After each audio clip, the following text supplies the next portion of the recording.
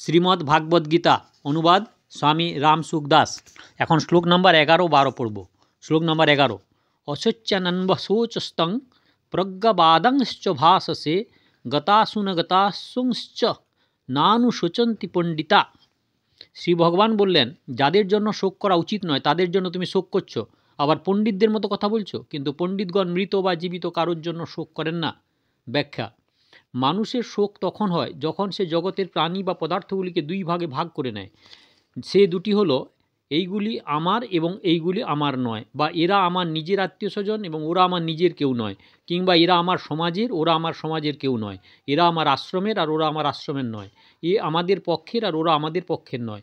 যারা আমাদের তাদের জন্য মমতা, কামনা, ভালোবাসা, আসক্তি এসে যায়। এই মমতা, কামনা ইত্যাদির জন্যই শোক, চিন্তা, ভয়, উদ্বেগ ইত্যাদি দোষ জন্মায়।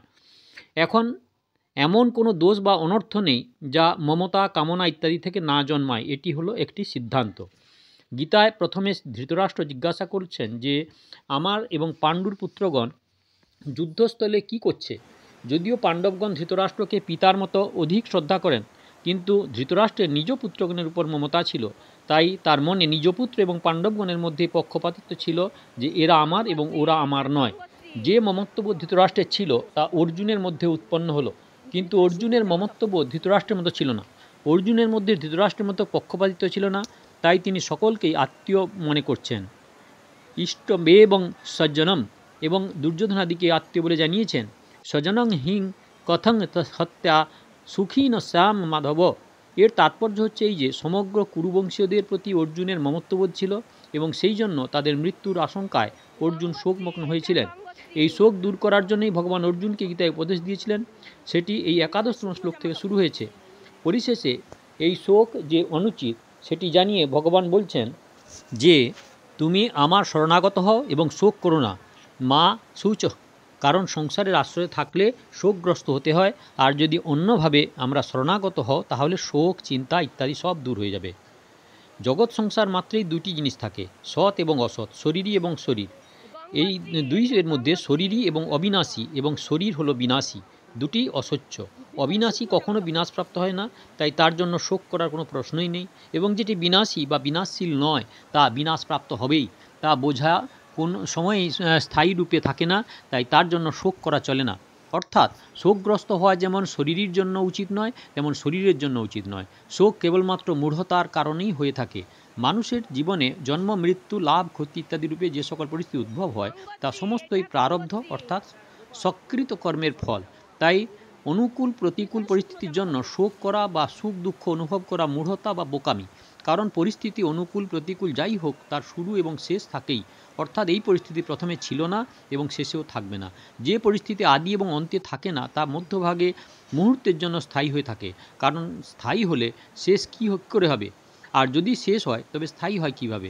এইরূপ প্রতিক্ষণ ব্যয়িত অনুকূল প্রতিকূল পরিস্থিতির জন্য আনন্দিত, দুঃখিত হওয়া বা সুখ দুঃখ অনুভব করা খুব মূর্খতা।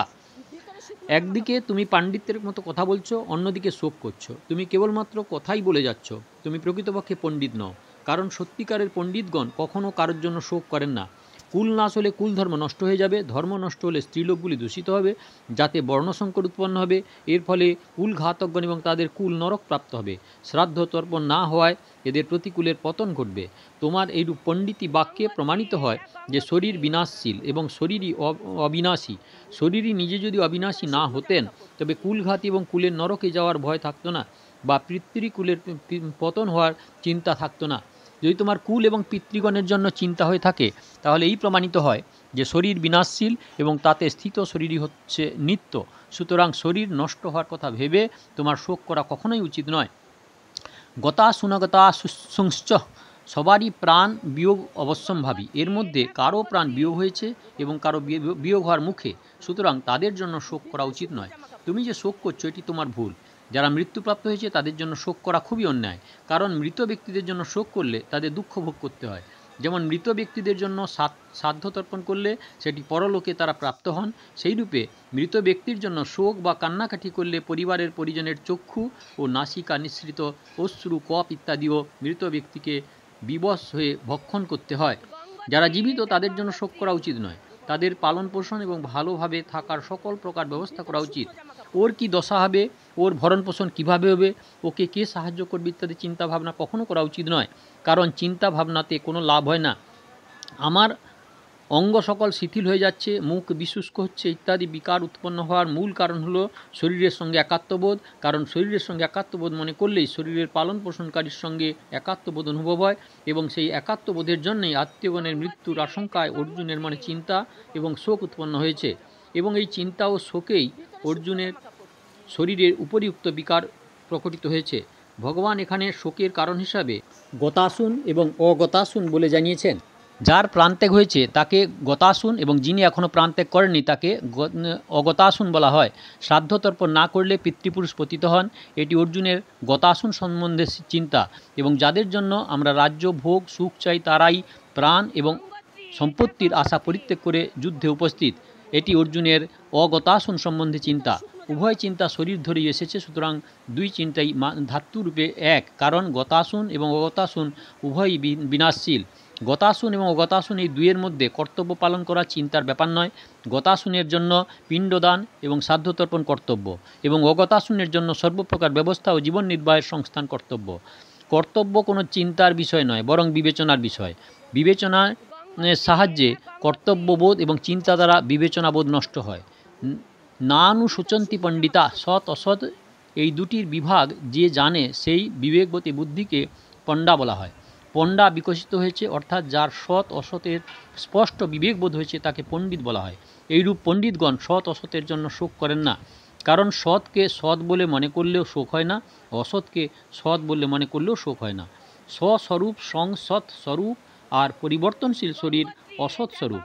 অসৎকে সৎ বলে মনে করলেই শোক উৎপন্ন হয়, অর্থাৎ এই শরীর ইত্যাদি এরূপেই যেন থাকে, কখনো যেন না মরে, এইরূপ ধারণা পোষণ করলে শোক হয়।